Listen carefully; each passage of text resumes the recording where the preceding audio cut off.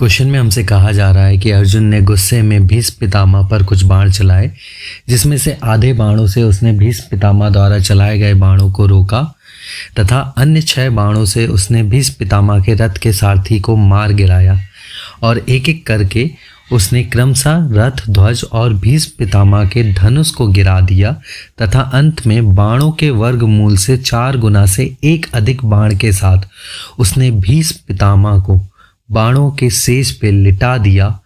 तो क्वेश्चन में हमसे पूछा जा रहा है कि ज्ञात कीजिए कि अर्जुन के पास कुल कितने बाण थे। जैसा कि आप देख पा रहे होंगे क्वेश्चन में कि अर्जुन के पास कुल कितने बाण हैं, उनकी संख्या हमें नहीं दी गई है। तो हम मान लेते हैं कि टोटल नंबर ऑफ एरोज जो हैं अर्जुन के पास वो x हैं। तो half of the arrow it means x/2 arrow से अर्जुन ने भीष्म पितामह द्वारा चलाए गए बाणों को रोका है। अब देख पा रहे होगे यहाँ पर x/2 एक फ्रैक्शन नंबर है।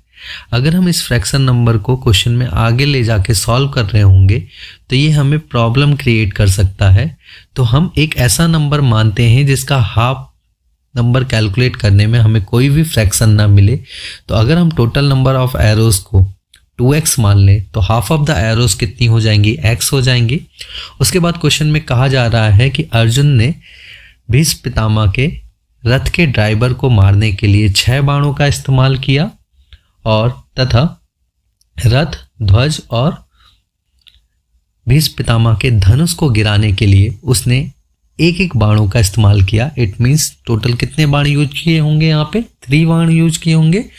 और फाइनली जो एरो बेड बना रहा है अर्जुन, वो कितने का बना रहा है, बाणों के वर्गमूल के 4 गुना से एक अधिक बाण का। It means 4 × √2x + 1। आप देख पा रहे होगे यहाँ पर जो टोटल नंबर ऑफ एरोज हैं 2x, ये परफेक्ट स्क्वायर नंबर नहीं है। इट मीन्स जब हम इसे अंडर रूट में सॉल्व कर रहे होंगे तो ये रूट से बाहर नहीं आ रहा होगा। और अगर हम इसी डेटा को आगे लेके चलेंगे तो हमें अगेन प्रॉब्लम हो सकती है। तो क्यों ना हम टोटल नंबर ऑफ एरोज को एक ऐसा नंबर मान लें जो एक परफेक्ट होल स्क्वायर नंबर हो। तो अगर हम 2x का स्क्वायर कर दें तो वो क्या हो जाएगा, 4x²। तो हम मान लेते हैं यहाँ पे जो हमारी टोटल नंबर ऑफ एरोज हैं वो कितनी है, 4x²। तो हाफ ऑफ द एरोज कितनी हो जाएंगी, 2x²। और रथ के ड्राइवर के लिए तो अभी भी 6 बाण का हम इस्तेमाल कर रहे होंगे और रथ, फ्लैग और बो के लिए भी हम अभी भी 3 बाणों का इस्तेमाल कर रहे होंगे क्योंकि नंबर्स के फॉर्म में दिए गए हैं। और जो हमारा एरो बेड हो जाएगा वो कितने का हो जाएगा, 4 × √4x² + 1 का। आपको पता है रूट के अंदर जो भी चीज़ 2 बार होती है वो बाहर आ जाती है। इट मीन्स अगर हम √4x² को सॉल्व कर रहे होंगे तो उसका जो रिजल्ट आएगा वो 2x होगा। इट मीन्स हम इसे लिख सकते हैं 4 × 2x + 1 के रूप में। और अगर हम इसका 4 का मल्टीप्लाई कर दें तो फाइनली जो एरो बेड आ रहा होगा वो हमारा क्या आ रहा होगा, 8x + 1 का। सो हम कह सकते हैं यदि हम टोटल नंबर ऑफ एरोज से इन सभी बाणों को हटा दें जो अर्जुन ने चलाए हैं तो हमारे पास जो रिजल्ट होगा वो 0 होगा। इट मीन्स हम कह सकते हैं 4x² में से अगर हम माइनस कर दें 2x², माइनस कर दें 6 - 3 - 8x + 1 को, तो हमारे पास एक भी बाण नहीं बचेगा। अब अगर हम इसे सॉल्व कर लें तो 4x² से माइनस कर रहे होंगे 2x² को तो मिलेगा हमें 2x² - 9 - 8x, माइनस का अंदर मल्टीप्लाई होगा तो -1 हो जाएगा = 0। अगर हम इसे अरेंज करके लिख दें तो 2x² - 8x -9 - 1 इक्वल हो जाएगा -10 के = 0। आप देख पा रहे होगे ये क्वाड्रेटिक इक्वेशन है। क्वाड्रेटिक इक्वेशन को सॉल्व करने के लिए हम मिड टर्म को स्प्लिट कर सकते हैं। 2x² - 10x + 2x - 10 = 0 के। और अगर हम इस फर्स्ट 2 टर्म से 2x कॉमन ले लें तो हमारे पास बचेगा x - 5। और लास्ट 2 टर्म से अगर हम +2 कॉमन ले लें तो अंदर बच रहा होगा हमारे पास x - 5 = 0 के बराबर होगा। अगर हम इन दोनों टर्म से x - 5 को कॉमन ले लें तो हमारे पास बचेगा 2x + 2 जो कि इक्वल होगा 0 के। अब आप देख पा रहे होगे यहाँ पे 2 चीज़ों का प्रोडक्ट जो है वो इक्वल है 0 के।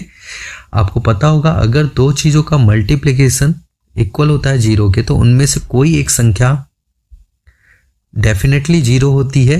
इट मीन्स हम कह सकते हैं या तो x माइनस 5 इक्वल होगा 0 के, या तो 2x प्लस 2 बराबर होगा 0 के। तो अगर हम फर्स्ट टर्म को सॉल्व करें तो यहाँ से हमें मिल रहा होगा x बराबर 5 के, और अगर हम इसे सेकेंड टर्म को सॉल्व कर रहे होंगे तो 2x बराबर होगा -2 के। अगर 2 से 2 कैंसिल आउट कर दें तो x बराबर होगा -1 के। आप देख पा रहे होगे यहाँ पे x का मान जो है वो नेगेटिव है, इस कारण से हम कह सकते हैं इट इज नॉट पॉसिबल। सो अगर हम x का पॉजिटिव मान लें, x बराबर 5, तो हमसे जो पूछा गया था वो क्या पूछा गया था कि अर्जुन के पास टोटल नंबर ऑफ एरोज कितने हैं। तो आप देख पा रहे होगे हमने जो माना था अर्जुन के पास टोटल नंबर ऑफ एरोज कितने थे, 4x² थे। तो 4x² में से अगर हम x का मान रखते हैं तो यहाँ पर होगा 4 × 5 का स्क्वायर, और आपको पता है 5 का स्क्वायर 25 होता है। अगर हम इसे 4 के साथ मल्टीप्लाई कर रहे होंगे तो वो इक्वल होगा 100 के। इट मीन्स जो हमारा फाइनल आंसर आया है वो क्या आया है, 100 एरोज। इट मीन्स हम कह सकते हैं कि अर्जुन के पास कुल बाणों की संख्या जो थी वो कितनी थी, 100 थी। आप देख पा रहे होगे इस क्वेश्चन में हमने कई बार टोटल नंबर ऑफ एरोज को चेंज किया है। फर्स्ट टाइम हमने x माना है, फिर 2x माना है, फिर फाइनली हमने 2x² माना है। देखिए आपको पता होगा कि मैथ में हमें मानना पड़ता है क्वेश्चन को सॉल्व करने के लिए, बट आप जितना अच्छा नंबर मानोगे उतनी ही आसानी से आपका आंसर आ रहा होगा। अगर आप इसको x लेके भी सॉल्व करते तो डेफिनेटली आंसर आता, और 2x लेके करते तो भी आंसर आता, बट प्रॉब्लम क्या होती, उसकी कैलकुलेशन थोड़ी सी टफ हो जाती।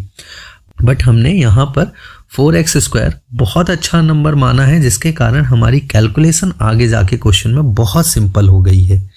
इसलिए मैथ में मानना तो पड़ता है, बट आप जितना अच्छा नंबर मानोगे उतना ही आसानी से आपको आंसर मिल रहा होगा।